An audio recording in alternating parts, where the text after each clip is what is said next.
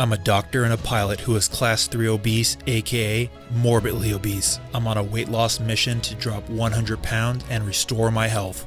How am I achieving this? My weight loss is a result of following this simple protocol that could help you achieve great health too. Let's discuss self-sabotage.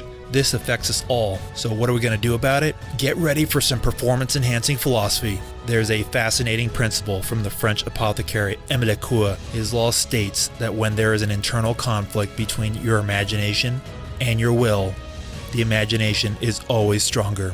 We learned from earlier how the Triple D attacks destroy your motivation, thereby making you self-sabotage. On your weight loss journey, there can be fear and self-doubt overwhelming your imagination. In aviation, if your autopilot settings are inputted incorrectly, you will constantly be fighting against your desired navigation track.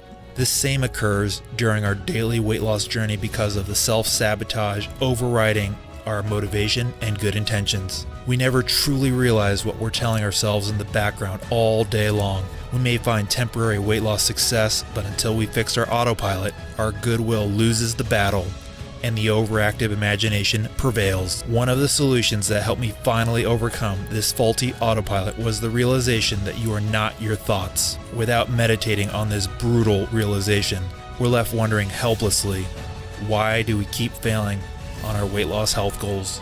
It's time to fight back. Welcome to the Knights of Veracity. My family is counting on me as I embark on this journey of body transformation for better health and to motivate others. The mission is to restore great health for everyone. We will discuss more solutions in future videos, so stay tuned.